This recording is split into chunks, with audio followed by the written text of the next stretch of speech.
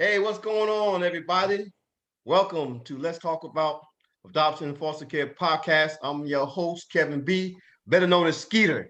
And here we have Patricia and Bo, her brother. Now, before we jump right on in, we're going to give a shout out. We want everyone to go to www.livingmyshadows.org, check out the vendors, check out the new authors. And also, while you're there, go ahead and check out, my motivational speaking and my story.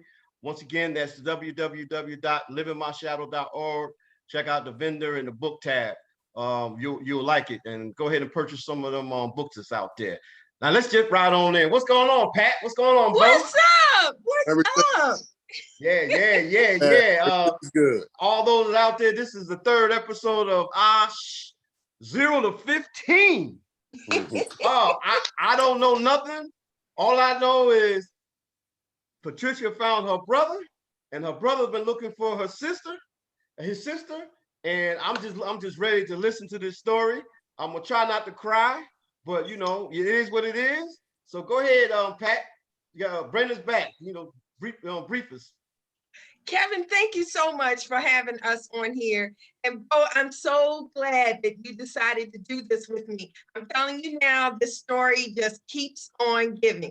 The reason we named it Beep 0 to 15 is because you're going to find out how one little only child went from 0 siblings to 15 siblings. Right.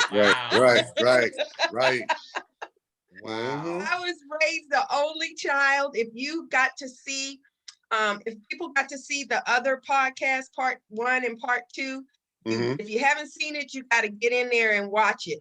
But just to kind of recap, I was raised an only child up there near DC. 2 wonderful parents, found out at 12 that I was adopted. And it was because of a story that a friend told me that said that my adopted father was my father, but that my sister was my mother, that sent me on a search that has brought me all the way full circle here to me and my brothers and 14 other siblings to us. Wow. And so I just wanted to come back and fill y'all in on what happened. So what happened for me was once I found out that I had siblings, Bo was the first one to reach out to me. And I had always said that I would never reach out to my biological family because I didn't want to intrude. But I also had always said that if any of them ever reached out to me, I would welcome them. And here we are in our senior seasoned years. So who's the oldest? Who's the oldest? I am the king of the hill. Oh, all right. Okay. You said that with I'm the king of the hill. Just want to let you know. Well, no, I can't say that because Deborah's older than I am. Yes. So Deborah is my sister on my father's side, but Bo is on my mother's side. And so, he's the king of the hill on this side of the family. And then there's another one of us, Ronnie, who is also my brother on my mother's side as well. And then all of those others are on my father's side of the family, but I'll tell you about that a little bit later. But when my brother found me, we were crying. It was such an amazing feeling. But the one thing that stood out to me, Kevin, is the story he told me about how he had been looking for me for so many years. Bo, you want to share that with everybody? Oh, wow. Sure. We have she's gone now. We had an aunt who used to tell Ronnie and I, be careful who we dated and, who we mixed with, right? Right, yeah. And I'm taking it as being, a protective aunt, and she just didn't want us to get ourselves in any kind of trouble. Right. But the last time she told me, she added on because you and your brother have a sister out there. And I was about to walk out her front door, and it stopped me in my tracks. And I said, what? She said, you all have a sister. And from that day to this day, well, to the day that we met in October, I had been searching for my sister. Facebook pages, went down to the archives building down on Pennsylvania Avenue, even went to the hospital where we were all born, and just didn't get any results. So I figured, you know what the heck? I was taking the Ancestry.com DNA test to make sure that I didn't have any more kids that I didn't know about, you know? And so I'm sitting here in my room reading the paper on October 30th, 2020, right? And Patricia's best friend over here in Virginia hit me on Facebook and said, my best friend got a hit on Facebook that you're her brother, but she's not the type to reach out to anybody, you know, in this situation for fear of rejection or people not accepting, you know?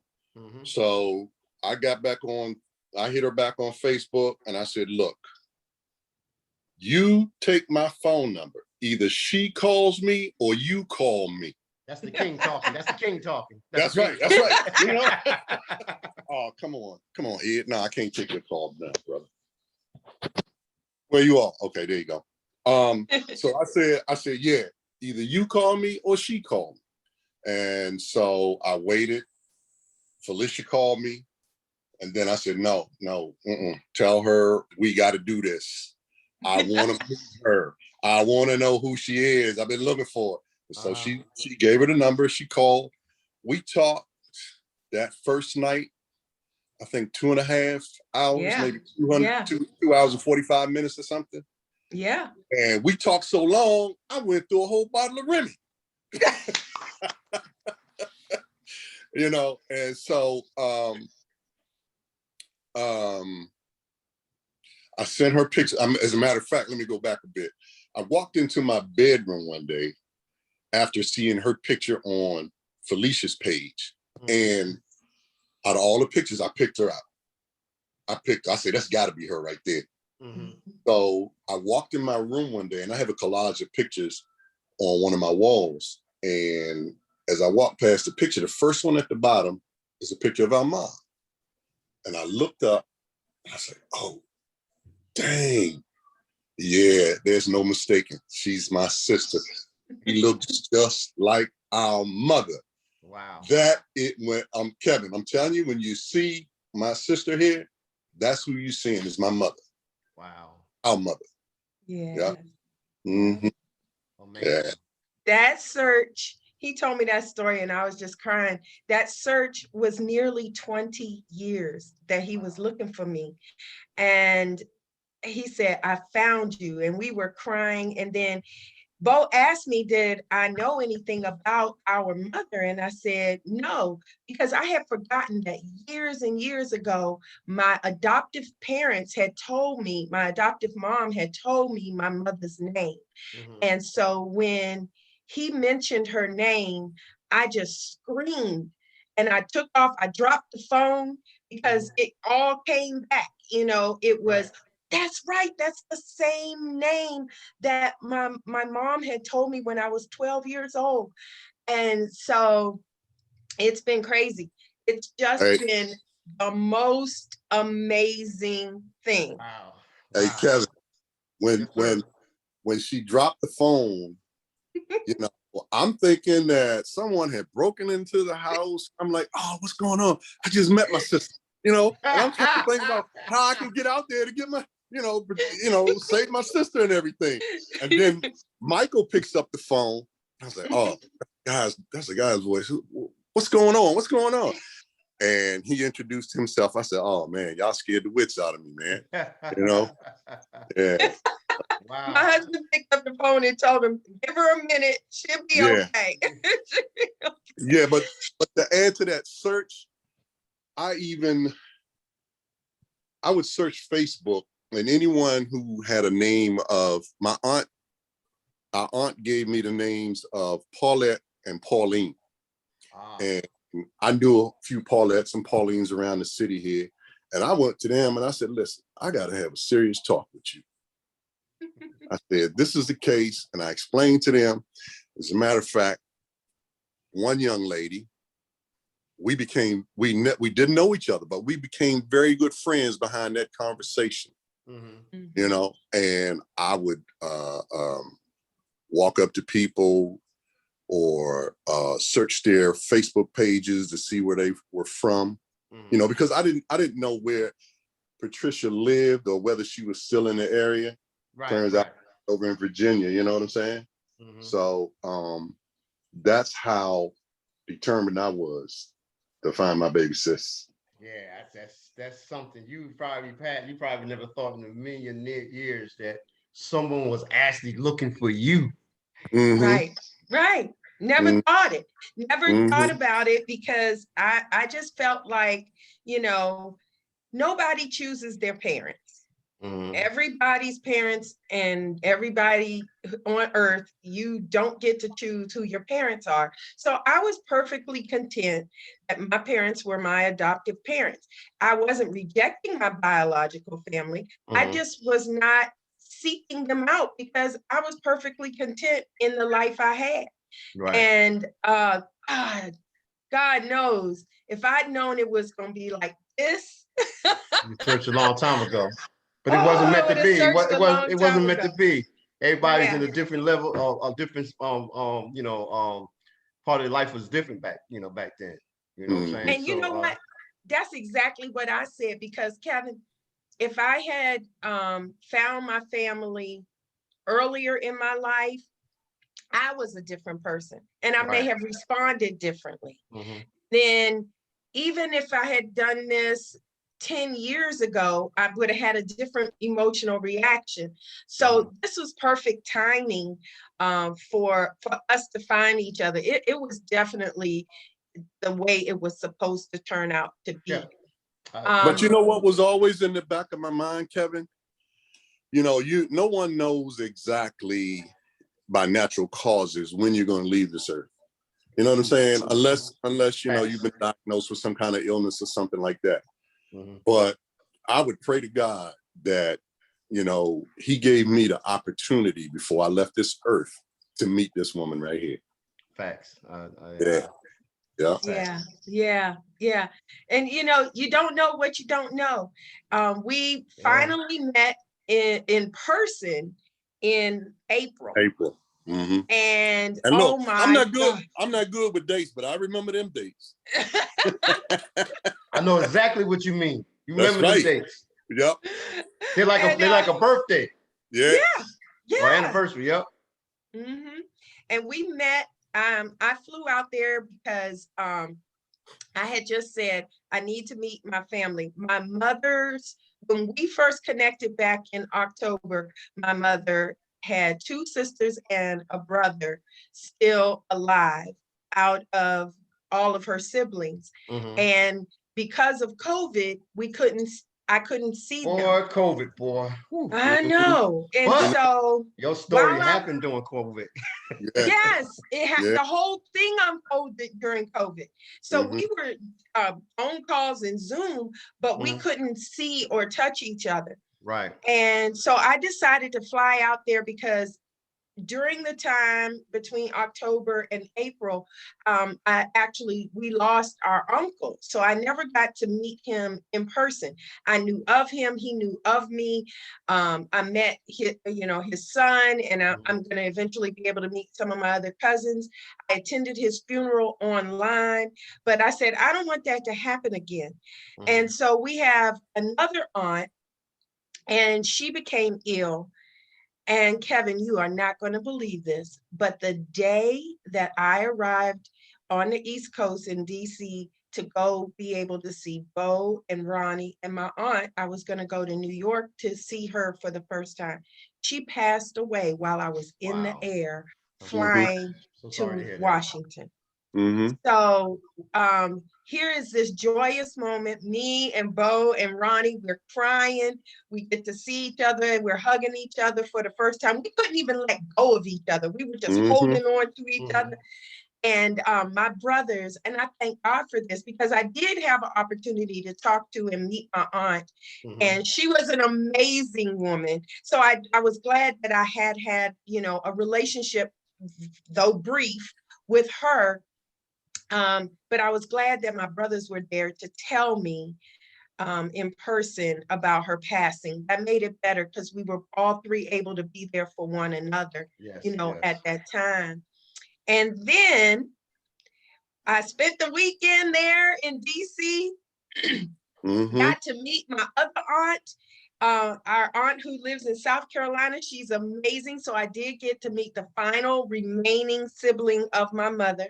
My brother took me to my mother's grave site, and oh my gosh, it was overwhelming. The amount of emotion that came out of me, I didn't expect to see it. Bo was behind me. My husband was there. My son was there. And nobody expected the weeping and the outpouring. I didn't know those emotions were in there, Kevin.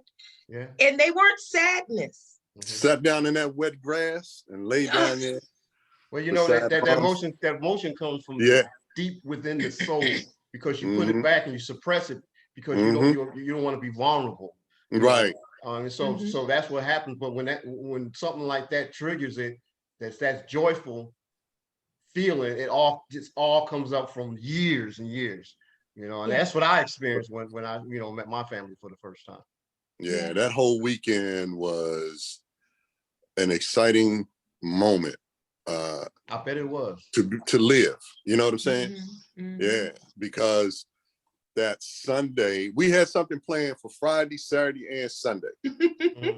Sunday, we went to my niece's fiance's restaurant in Baltimore. Yes. And, you know, we all sitting around laughing, joking and stuff. And then sis comes around, she grabs my neck, she hugs me. And Here it comes. Here it comes. Yeah. Man. Beautiful. It's beautiful, brother. It's beautiful. Hey, y'all gotta give me tabs on that restaurant. And you know we ain't too far from it. Right. So she hugs me, and Michael, her starts to take a picture. And a couple of my nieces were saying, "Oh, he over there crying." I said, "I don't care. I don't care. You don't see me crying. I got my sister. I don't care." Yeah. So the king let it go, huh? Yes. Yeah. Yes. So it was were a great both crying. We were both crying. Great weekend. Wow. Yeah. Now Patricia needs to get to that other part. Oh yeah. Now. Yeah. Oh my God. Oh, the father side. Yeah. Yes. Woo. I got it. She told me a little bit. She told me some pictures that I was kind of confused. So those out there in podcast land, you got to stay on the train. Don't if you need to sit down, you know, sit and listen, because if you just miss one part, it's gonna throw you off track. I mean, you know, I had to tell her, "Hey, can you say that again? What?" Go ahead, sis. Let it fly. Let it fly. Let it fly. On Saturday, when we came back from the cemetery, from my mother's gravesite, our mother's gravesite, we were sitting in Bo's backyard. It was Bo, my brother Ronnie, my niece, and my son. And we're all just sitting back there chatting it up, you know, like families do. And so Ronnie goes in the house and he gets a picture of our mother and some pictures of his kids and, you know, other people. And so he comes out and he hands me this picture, this beautiful picture of my mom. She's all dressed up and she's sitting next to this man. And I said, wow, she looks so beautiful. And this guy was handsome, okay? I was like, what's up, mom? What's up? What's up, mom? Well, who's that? And who's the guy? And Ronnie said his name. And the same reaction that I had when Bo told me my mother's name came pouring out of me. I jumped up, I ran across the yard, I started screaming. It's like deja vu. Not again. Why is this? I'm kind of And my lost. I'm husband asking, like, I'm saying, what's going on? What's going on? You know, and then she started pointing. She couldn't say. She was pointing back at the picture. Yeah, you know. And Ronnie's standing there. He's looking. He's like, yeah, what's up? What's going on? And my husband was there. He was like, I don't know what happened. Yeah. So go ahead, sis. He said, my husband said, I don't know what happened, but that's the same thing she did when you told her your mother's name. And what the reaction was is I finally got it out, and Bo was standing over me. He was holding my back. I said, that's my father. I said, what? Yeah. There in my brother's backyard, and had Ronnie I not asked who that guy was, I would have never known. How did you know that was your father? You never seen him before. No, what happened just 2 days before I went to Washington is my sister Deborah, who is on my father's side.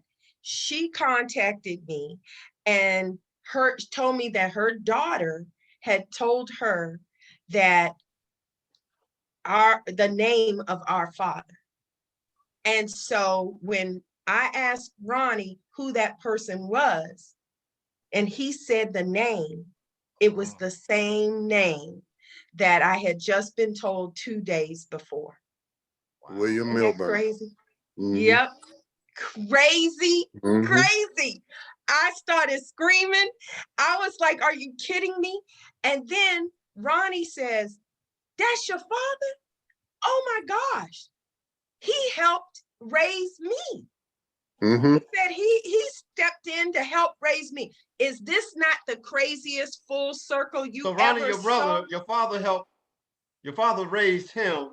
Yes, but he's not Ronnie's father. He's not Ronnie's father. He's just a really good man that helped when Ronnie needed him to help him. Yeah, yep. Ronnie called him Uncle Buddy. Yep. Uncle Buddy helped raise me. I know all his well, he didn't say he knew all his kids, but he knew a lot of Uncle Buddy's people. Yes. You know. Unbelievable. So now, after all of this time, not only do I have my brothers, my sister, I find out that day that I've got at least 12 0 to 15. I said it. I was like, are you kidding me? Are you serious? This only child. And I've got all of these siblings. And I met a lot of my cousins and my aunt.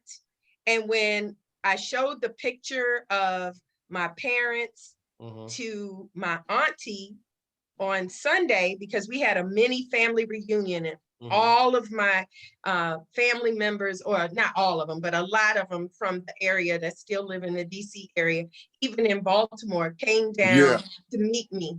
They were crying. Let me say, yeah. I tried to get one of the cousins from every one of Mom's brothers and sisters. And when I told them about it, they all were in. So oh yeah, I'm there. I'm gonna be there. Yeah. You know, so they showed nothing but love. Nothing but love. Yeah. And even from my adopted family, my nephew came, and then my son was there. He came all the way from Texas. And then my daughter's fiance's restaurant, we went there. The Avenue, what is it called? The Avenue Kitchen. I think it's the Avenue, the Avenue Kitchen. In Baltimore, we went there, and as Bo said earlier, and we just had a blast. I got to meet all of them. You never seen so many tears. Everybody was in shock. And when my auntie saw my parents' picture, and I told her that was my father, she said, I know Buddy. We used to go and hang out. Wow. And so on Monday, I was supposed to have gone to New York to meet my aunt, but like I told you, she had passed away when I was en route. So instead, I was able to go to my father's gravesite in Virginia. And I went there and just had a wonderful time being able to commune and show my respect to him. So that weekend turned into 0 to 15 in a whole lot of ways. Not just 15 siblings, but 0 to 15 in terms of going from not knowing anything about my past really to knowing so much more. Kevin, it was amazing. So It you was got amazing. so you know what they call it, the triad. You know, the adoption triad, Okay. right? You got your Okay. biological side, you got yourself, and then you got the your adopted side. And so with that being said, I know you was on this emotional roller coaster. How do you feel? I mean, how have you been feeling? I know I had a roll, the feelings was just crazy. But how you dealing with that? You know what? It has been like, I don't know. It feels like I never was apart from them. I feel like, Just kind of like boom, yeah, happened naturally. yeah, it feels like, yeah, sure. There's time that was missed, but not the feeling. That's my brother right there. Period. And like, it didn't take, we clicked, all of us just clicked. It didn't take anything for us to feel that. I had a cousin ask me the same question you just asked me, and he also wanted to know how I felt about my mom. And I said, I just love the fact that she gave me this. She gave me life, but she gave me this. All And three of us feel that way because Ronnie and I have had I'm sorry to butt in because he asked you the question. No, go ahead. Do your thing. Ronnie and I have had that conversation about our feelings concerning, what options mom had as a child and why she didn't raise us. And we have, even when we talked to Patricia about it when we met her, we all feel the same. No kind of animosity or ill will towards what she did and why she had to do it. All we know is we're glad that she did it in love for us so we could, grow up to be pretty good people. Like we said earlier, things happen for a particular reason. Like I said, in different place, 15, 20. Personally, for me, I hated my mother. I'm like, in the world you just gonna give somebody else? This is when I'm 20, just before I went to the military. I had all this anger and stuff. But as you get older and stuff, and then when it actually happened and I actually met her and stuff, and I found the story behind it, everything just kind of, changed. It doesn't get rid of the feelings, but you understand more. You understand. And it's just a beautiful feeling when you can connect with your biological family. Not only that, you're connecting with your cousins. So you got all these brothers and siblings. Not you got these cousins that you might meet them, and you might not. It's just so many of them, right? Hey, Kevin, all the ones that saw her picture on Facebook, they all said the same thing. Oh, that's auntie right there. No denying. No denying. Yeah. Because of COVID, I had a mask on, right? And when I walked into the room and I took the mask off, they all were like, and even my cousin, one of my cousins told my husband, man, I'm sorry I keep staring at your wife, but she looks just like my auntie. They look at them. Who said that? Is anybody part of the seniority? Mo said that. What'd you say, Kevin? Anybody part of your seniority? No, sorority. But one of my cousins is in another sorority, and so we got that in common. Okay, you got that little battle going. We got that in common. I don't fault her for making her choice. I wanted to ask you that question. I was curious about that. I was too. And our family is so diverse. We got musicians and we got, people that work for the government and professionals and teachers. And my brother used to work at Howard University before he retired. I mean, there is like all these. What's been amazing to me is all of these diverse experiences, but yet there always seems to be a common thread that applied to my life too. And, in professional choices, and just like Bo said, in our perspectives and our outlooks, we're still laughing about things that we have in common. And we were, Bo would tell me all the time, you sound just like your mom. For real. Any of them in the military or anything like that? I think I didn't hear of any of them in the military. I think Uncle Ezel may have gone in the military, but none of the none of the immediate cousins. But we're not a big military family. Okay. The only reason why I asked is because I have some Marines and Air Force, and we have that little battle thing going. Because the Army is older than the country, and we're the baddest ones. Don't tell a Marine that. Don't tell a Marine that they got a problem. Oh yeah. But you know what? My uncle that Bo just spoke about, the one that passed away that I didn't have an opportunity to meet, he was in the Negro League baseball. Wow. He was on a Negro League baseball team and actually has pictures in the museum. So my husband and I are planning to go to the Negro League Museum. We have pictures in our family, but is that in Kansas City? Is that where it is? Yeah. Is it in Kansas City? If that's in Kansas City, I've been there. It's not the Kansas City one? It might be. I thought it was in the same place where the Baseball Hall of Fame is, Canton, Ohio. No. But no, it's in a different football. Place. Yeah. Okay, see, I don't even know. My husband is a huge baseball fan, and he knows where it is. Actually, it's in Kansas City.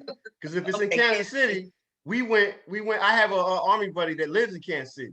Oh, okay. And if you need someone, let me know. If it's in Kansas City, it's the one. I can hook y'all up. He's former Army guy, and he take you down there and take you to tour. The whole district is historical.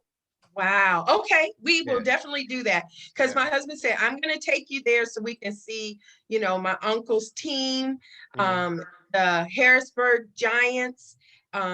He actually played on that team. Wow. And it was amazing. And I saw the memorabilia. There's a video of those guys, a documentary about them, and my uncle is in it. And so I'm just learning so much. Wow. And today, look at this whole story coming full circle.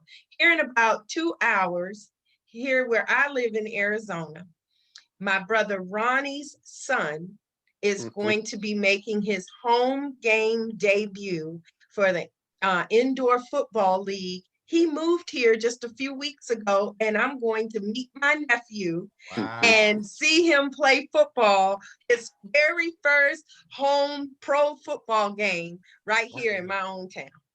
That's amazing. Take plenty of pictures. Absolutely. I can't wait. I've been talking to him this morning via text. And he's like, Auntie, we're going to be crying. He said, don't be making me tear up. I said, well, me and your uncle are getting ready to do our podcast. And we only teared up a little bit, but we've been doing good. Yeah. We did good. Yes. Wow. This is amazing. It's amazing. So if I have anything I could say to adoptees and kids who've been in foster care and may not know their families, if you feel that you want to do this, do it, because it's a part of who you are. You never know the outcome. Don't be afraid. Be prepared for anything. Yeah, it could go any way. But do it with an open heart and open mind. Yes, but do it because it's a part of who you are. I've learned more about myself. My story has been thankfully successful, and not all stories are successful, but it's a part of who you are. Your life, you don't pick your life, just like you don't pick your parents. Anything can happen on any given day in your life. So be prepared, hope for the best, be prepared for the worst, but find out who you are and find out about yourself. because that just brings you, in my opinion, full circle. Don't be afraid. If you want to do it, do it. And because you never know what you missed until you find out what you missed. Hey, Bo, so what's your view or your outlook or words of encouragement for those that know that they have a sibling out there, know it, as far as should they go and search for them like you do? Or, I mean, what would you feel in your heart? Most definite. I think they should search for them and use with the technology that they have today, use every avenue that you can to do that search and have a positive outcome from it. So yeah, I agree with Patricia. You never know what you miss until you miss it. So yeah, you should go and seek out anybody that you know about but have not met and would like to meet. Yeah, that's a member of your family. Yeah. Okay, podcast land, you heard it. Part 3, 0 to 15 with Bo, his new sister, Pat, all 15 of them, and a host of others. So we're gonna wrap this up. We're gonna ask Pat, you have any last words? No, I don't have any last words except thank you. And this story is evolving, y'all. So we could come back for part 4. Might be a part 4. You might be a part 4. Bo, you had anything to say? No, I'm good. It's been a pleasure to tell the story of my sister and myself and my brother, and like she said, maybe some more added on to this story here. Right. So we would love to share it, and thank you very much. All right, out there in podcast land, we want you to go ahead and tune on to this story. We on YouTube, Apple Podcast, we on Podbean. We're gonna go ahead and load this up, and hopefully everybody can go ahead and check it out. We also want everyone to know that all those adoptees and folks that are part of the foster care system, you're strong individuals. You can be all you can be. You can do anything that you want to do. Just have that faith. Once again, we're going to give a shout out to those vendors and those newly authors that's on my website, www.livingmyshadow.org. Go ahead and check it out. And LMS podcast will be coming soon. Living My Shadows podcast will be coming too soon, and we might have that episode 4 on that new podcast. We're still gonna be doing the adoptee podcast, but we might have to move that one over because this is getting really good. Juicy. Especially when we get to the barbecues and stuff like that.